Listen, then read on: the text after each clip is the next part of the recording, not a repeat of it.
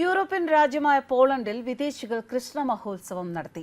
സനാതന മതത്തിന്റെ തറവാടായ ഇന്ത്യയോട് ഐക്യദാർഢ്യം വിദേശികൾ പരസ്യമായി പ്രഖ്യാപിച്ചു. പോളണ്ടിൽ 36 സ്ഥലങ്ങളിലായിട്ടാണ് ഈ മഹോത്സവം നടന്നത്.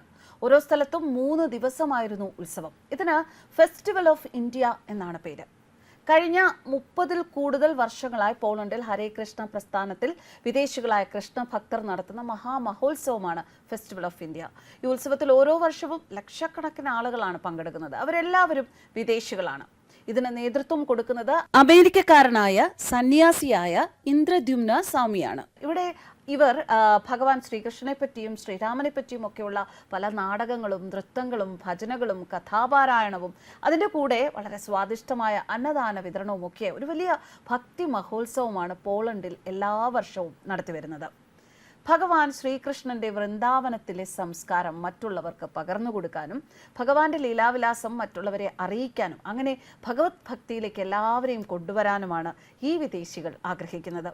ഓർക്കണം, ഇത് അവർക്കൊരു ബിസിനസ് അല്ല, ഒരു സേവനം മാത്രമാണ്. ഇവിടെ ഇന്ത്യൻ സംസ്കാരം പഠിപ്പിക്കാനായി പല തരത്തിലുള്ള ബൂത്തുകളുണ്ട്. മൈലാഞ്ചി ഇടാൻ ഒരു ബൂത്ത്, സാരി ഉടുക്കാൻ പഠിപ്പിക്കാൻ ഒരു ബൂത്ത്, ഇന്ത്യൻ രീതിയിൽ മേക്കപ്പ് ചെയ്യാൻ ഒരു ബൂത്ത്, ഭഗവത്ഗീത, ഭാഗവതം തുടങ്ങിയ പുസ്തകങ്ങളിലെ സാരാംശങ്ങൾ പോളിഷ് ഭാഷയിൽ പഠിപ്പിക്കുന്ന വേറൊരു ബൂത്ത്, ഇന്ത്യൻ മധുരപലഹാരങ്ങളും മറ്റു പല ആഹാര സാധനങ്ങളും വിൽക്കുന്ന വേറെ പല പല ബൂത്തുകൾ, ഇന്ത്യൻ വസ്ത്രങ്ങൾ വിൽക്കുന്ന, ആഭരണങ്ങൾ വിൽക്കുന്ന ബൂത്തുകൾ. അങ്ങനെ ശരിക്കും ഇന്ത്യൻ സംസ്കാരം അവർ അവിടെ പ്രചരിപ്പിക്കുകയാണ്.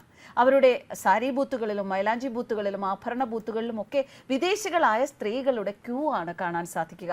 ഇന്ത്യൻ രീതിയിൽ സാരി ഉടുക്കാൻ പഠിക്കാനും കയ്യിലും ഒക്കെ മൈലാഞ്ചി ഇടാനും ഇന്ത്യൻ ആഭരണങ്ങൾ ധരിക്കാനും ഒക്കെ മറ്റു പലർക്കും അറിയേണ്ടത് ആത്മാവിനെ പറ്റിയും വേദങ്ങളെ പറ്റിയും ഭഗവതിയെ പറ്റിയും നമ്മൾ ജീവിതത്തിൽ അനുഭവിക്കുന്ന വേദനകൾക്കുള്ള സൊല്യൂഷനെ പറ്റിയും ഒക്കെയാണ്.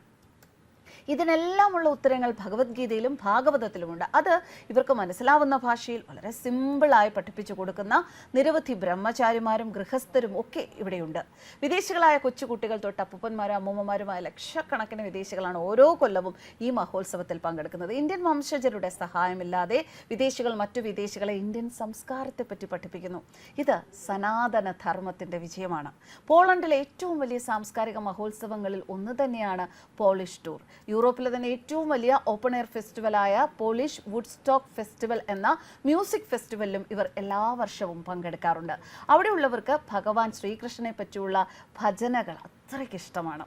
രാമായണവും മഹാഭാരതവും ഭഗവത്ഗീതയും ഭാഗവതവും ഉപനിഷത്തുകളും എല്ലാം അവരുടേതായ പോളിഷ് ഭാഷയിൽ അവിടെയുണ്ട്. അത് വളരെ സന്തോഷത്തോടെ വാങ്ങിക്കുന്ന ആയിരക്കണക്കിന് ആൾക്കാരും അവിടെയുണ്ട്. ഈ പുസ്തകങ്ങളിൽ പറയുന്ന തത്വങ്ങൾ ഒരു മതത്തിൻ്റെതല്ല. ജനനവും മരണവും കർമ്മഫലവും മരണത്തിന് ശേഷവുമുള്ള പുനർജന്മം, മോക്ഷപ്രാപ്തിയും ആത്മാവ് പല ശരീരങ്ങളിൽ ജീവിച്ചു മരിക്കുന്നതും ഒക്കെ പ്രപഞ്ച സത്യങ്ങളാണ്. അതാണ് സനാതന ധർമ്മം പഠിപ്പിക്കുന്നത്. അതുകൊണ്ട് തന്നെ മനുഷ്യജീവിതം മറ്റുള്ളവരുമായി കലഹിച്ച് കഴിയാനുള്ളതല്ല, സ്നേഹത്തോടെ ജീവിക്കാനുള്ളതാണ് എന്ന് സനാതന ധർമ്മം പഠിപ്പിക്കുന്നു. നിരവധി കൃഷ്ണഭക്തരായ വിദേശികൾ ഇവിടെ ഭക്തിയോടെ ഭഗവാന് വേണ്ടി പാടുകയും ഡാൻസ് ചെയ്യുകയും ഒക്കെ ചെയ്യുന്നു. നമ്മുടെ നാട്ടിലെ അമ്പലങ്ങളിൽ ഭഗവാന്റെ മുന്നിൽ ഭക്തിയോടെ നൃത്തരൂപങ്ങളും ക്ലാസിക്കൽ സംഗീതവും ഒക്കെ അവതരിപ്പിക്കുന്ന കലാകാരന്മാരെ പോലെ ഇവരുടെ കല ഇവർക്ക് ഒരു ഉപാസനയാണ്. അതുകൂടാതെ ഇന്ത്യൻ രീതിയിൽ ഭക്ഷണം പാകം ചെയ്യുന്ന ഒരുപാട് വിദേശികളായ പാചകക്കാരും അവരെ സഹായിക്കുന്ന മറ്റു പലരും ഇവിടെയുണ്ട്. ഈ ഭക്ഷണം അവർ ഭഗവാന് നിവേദിച്ചിട്ടാണ് മറ്റുള്ളവർക്ക് ഡിസ്ട്രിബ്യൂട്ട് ചെയ്യുന്നത്. ഫോട്ടോഗ്രാഫർ, വീഡിയോഗ്രാഫേഴ്സ്, സ്റ്റേജ് ഡെക്കറേറ്റ് ചെയ്യുന്നവർ, പാത്രം കഴുകുന്നവർ, കാർ ഓടിക്കുന്നവർ, മൈക്ക് സെറ്റ്, ലൈറ്റ്, സൗണ്ട് ഇതെല്ലാം അറേഞ്ച് ചെയ്യുന്നവർ, ഇവരെല്ലാം വിദേശികളാണ്. ആരും പൈസയ്ക്ക് വേണ്ടിയിട്ടല്ല, ഭഗവാൻ അതൊരു സേവനമായിട്ടാണ് ചെയ്യുന്നത്. പോളണ്ടിലെ വിദേശികളായ ശ്രീകൃഷ്ണ ഭക്തരുടെ ഏറ്റവും വലിയ ഉത്സവമാണ് ഫെസ്റ്റിവൽ ഓഫ് ഇന്ത്യ. അതിനവർ പോളിഷ് ടൂർ എന്നാണ് ഓമന പേരിട്ട് വിളിക്കുന്നത്. ഈ പോളിഷ് ടൂർ കാണാൻ യൂറോപ്പിന്റെ പല ഭാഗത്തു നിന്നുമുള്ള വിദേശികളായ ഭക്തർ വരാറുണ്ട്.